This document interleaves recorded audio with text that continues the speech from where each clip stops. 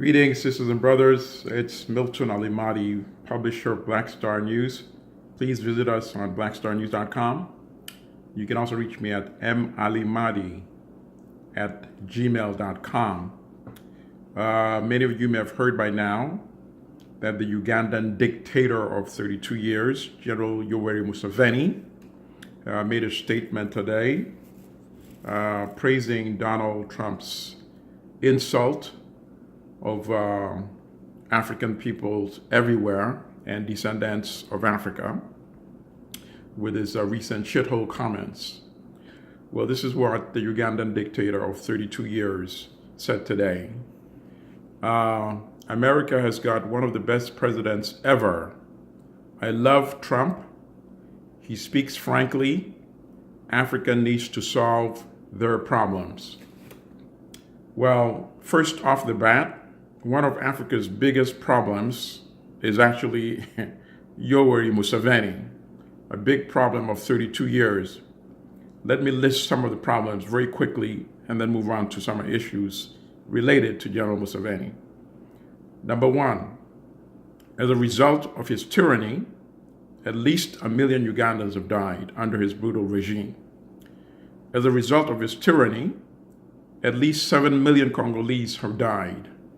The multiple invasions of the Congo by Uganda, 1997, 1998, and multiple times, and as recent as 2 months ago, invaded the Congo again.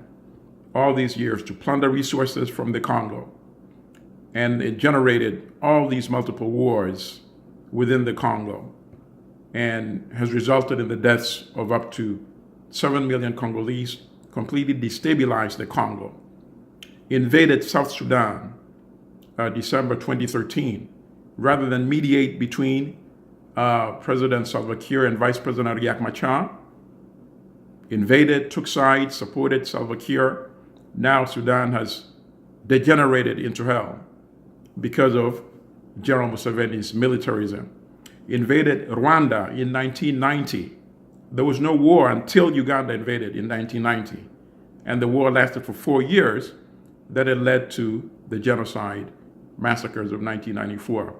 After the president of Rwanda, Juvenal Habyarimana, and the president of neighboring Burundi, Cyprien Ntayamire, were killed when their plane was shot down. And the missile, reportedly, at least according to the story in the New York Times, was provided to Uganda by the United States, and Uganda then provided it to the insurgents, the Rwanda Patriotic Front. And that's how that plane was shot down, according to that article in the New York Times. Anybody can Google that article. So these are the deaths of millions of Africans who would not have died had it not been for the destructive militarism of the Ugandan dictator of 32 years. So I got that off the bat. Let me move to another issue. Many sisters and brothers here in the United States, and of course in Africa, must be wondering, why would somebody make a comment like this? An African so-called leader, but in essence a dictator, somebody who's usurped power, rigged multiple elections to maintain himself in power. Well, as you know, we have Uncle Toms all over the world. It's not only here in the United States.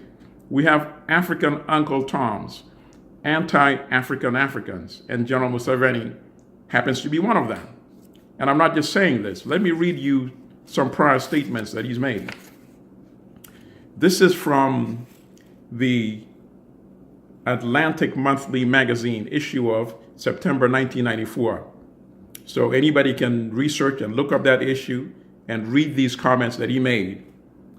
I have never blamed these whites for colonizing Africa. I have never blamed these whites for taking slaves. If you are stupid, you should be taking a slave. So now you see the kind of mentality.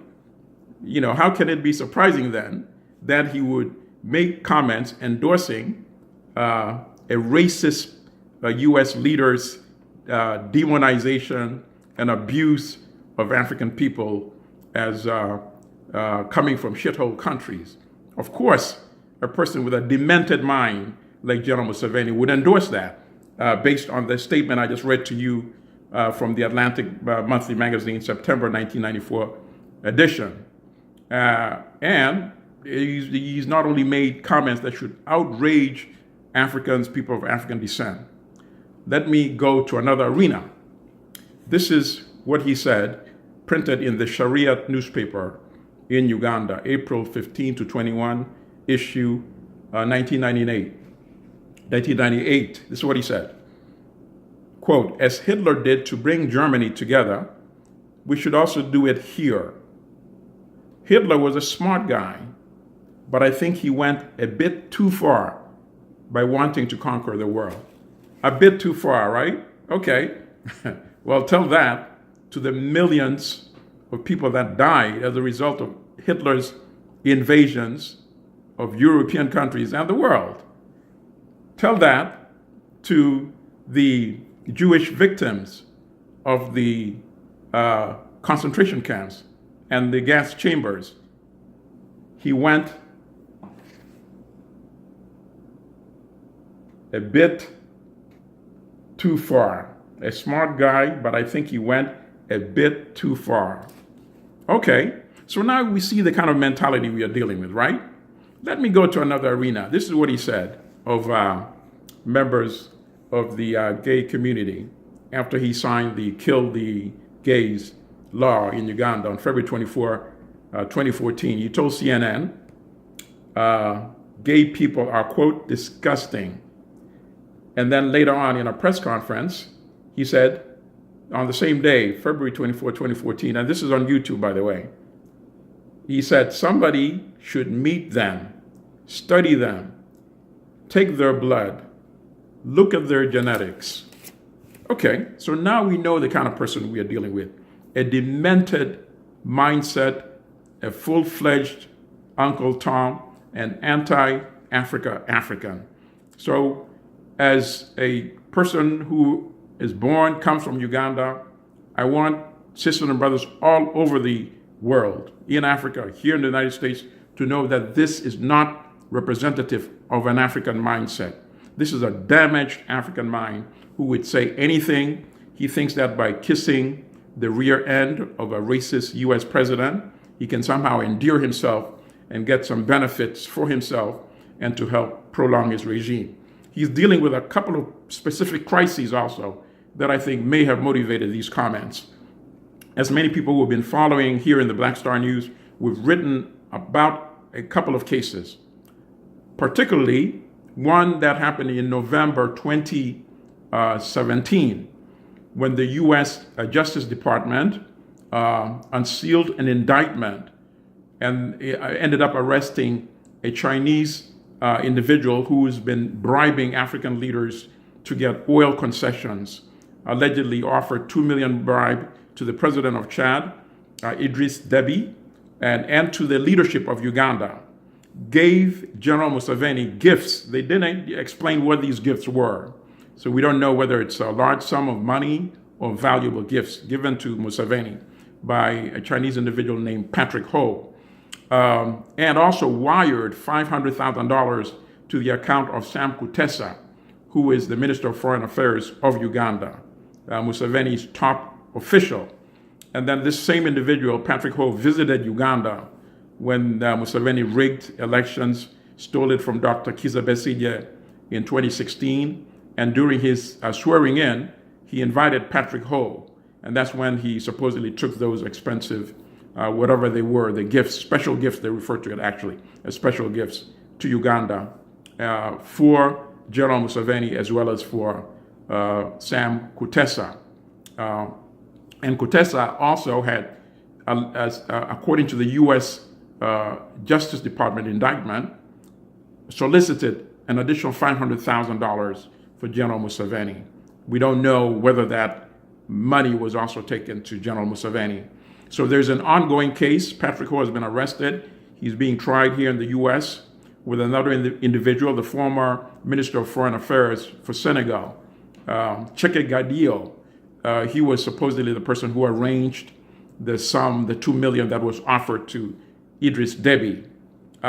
So We don't know whether Kutesa himself has been indicted and it's just not been unsealed yet. But clearly, this trial is ongoing. We don't know what is going to be disclosed.